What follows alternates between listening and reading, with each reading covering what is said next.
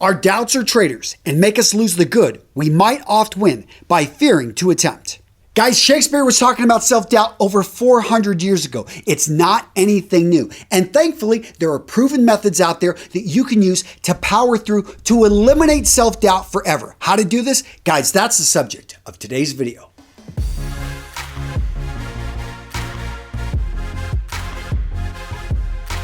The first thing that you need to know about self-doubt is you are not alone.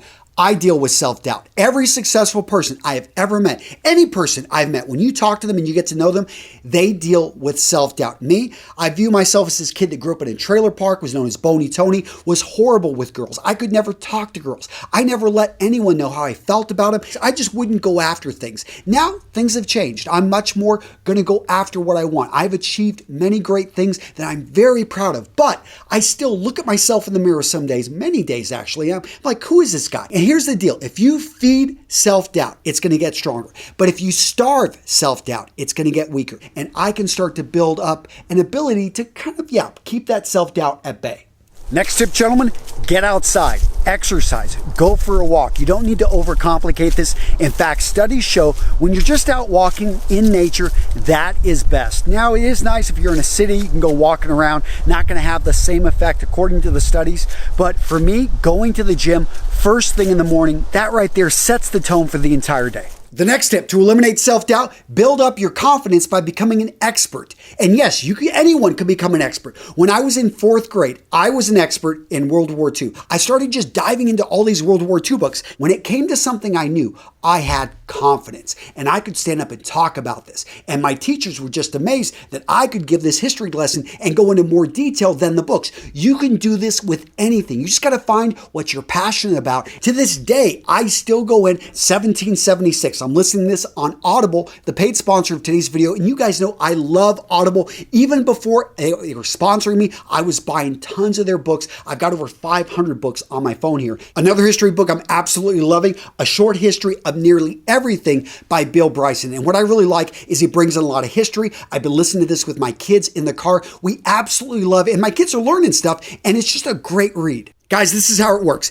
Every month, Audible members get 1 credit good for any audiobook they choose, plus 2 Audible originals from a changing selection they can't get anywhere else. They also get access to audio fitness and health workouts created exclusively for Audible. And one of my favorite features, if you don't like the audiobook, you can exchange it, no questions asked. And don't forget, gentlemen, using that link in the description, you can get a free audiobook from Audible whenever you sign up for their subscription service by going to audible.com/RMRS or text RMRS to 500 500. Again, that's audible.com/RMRS or text RMRS to 500 500. Don't compare yourself. If you compare yourself to other people, you are in for a world of hurt. In fact, there's a 2014 University of Toledo study that talks about people that spend a lot of time on social media. What they find is that these people, their self-confidence, their thoughts of themselves, they go down because they see all these guys out there that are incredibly rich before the age of 25. They've got 6-pack abs and they're 60 years old. But that is not average. And when you think that, okay, because that person's really good at those particular things, I am somehow a failure. Guys, that is not a true comparison. You know your heartaches, you know your pains, you know the suffering, you know all the work, everything that's nasty and dirty behind the scenes. But what you don't see is that that person has the same issues. So don't compare yourself. No one is perfect. Just strive to be the best that you can be. So Colonel Sanders was 74 whenever he finally sold Kentucky Fried Chicken, was able to take money off the table. He was 62 before Kentucky Fried Chicken really started to gain ground, and he started it in his early 40s. So what can we learn here? Guys, it is never too late. If you're 40, if you're 50, if you're 60, if you're 25, look at how much time you have. You have got 20, 30, 50 years, especially if you take care of yourself, and you have got tons of time, more time than what you think. Gentlemen, it's never too late. You always have the power to change. So let's talk about failure and self-doubt. They go together. So many men are afraid to actually take a chance to do something because they're going to fail. Here's the truth. You are going to fail no matter what. And life is full of failures and falling down. Don't look at failures though. They're not permanent. You simply pick yourself back up and keep going. It's like with a kid. When you learn to ride a bike, you you fall down. That's the only way to learn to ride a bike is you actually got to ride the bike. You cannot read about riding a bike. So when you do that, you learn things that you can only learn through experience. View this as an experiment and keep trying again. I know for me, if I'm hitting 3 out of 10, 2 out of 10, I am happy. But fail fast, move forward, guys. Pick yourself up, but don't be afraid of failure. Next up, surround yourself with cheerleaders. And no, I'm not talking about those type of cheerleaders. What I'm talking about are people that have your back. People are going to stand by you. People that make you feel better about yourself. So if I go in, I'm just looking at my history here on the phone. I talk to my wife quite a bit. I talk to Aaron Marino, Ryan Masters, my friend Tom Webster. A lot of these people, when I talk to them, they make me feel better. They always have something positive to say. Or when they're going to give me a little bit of criticism, they do a pretty good job of like, okay, I respect their opinion. But I talk to people. I surround myself with people that are positive. And you want to avoid people that are toxic. You know who they are,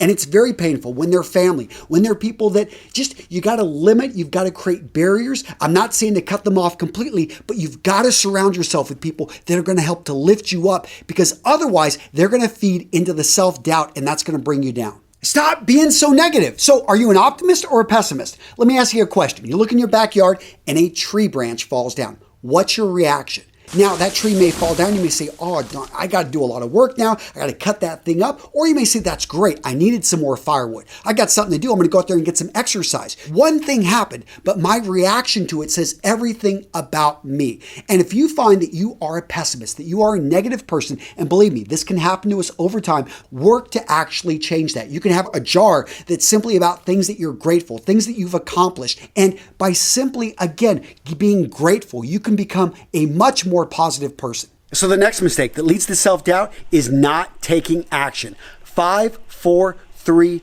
2, 1, do it. Stop thinking. When you overthink things, you fall into analysis paralysis. I was thinking, okay, should I break up the video? Actually, maybe film in a different location. But I'm like, the lighting's not off. I'm like, Antonio, just grab a camera. People are going to see your dirty office. Doesn't matter. You guys are going to get some great information. I didn't overthink it. So stop thinking, take action.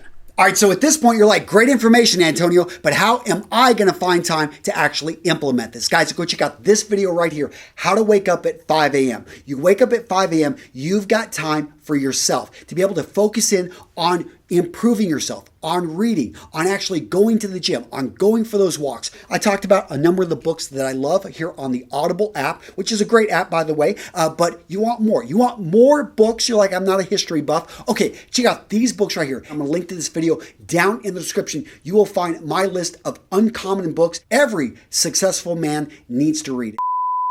I got to get out of here. My son's playing football, and I'm excited to go watch his game. And on the way to the football game, I'm going to be listening to Audible. Oh, yeah. Such a great sponsor. I love it when I can bring you guys a company that I've been using for over a decade. I'll link to it down in the description. That's it. Take care, and I'm out of here. I'm going to go watch my son play football. All right. Bye.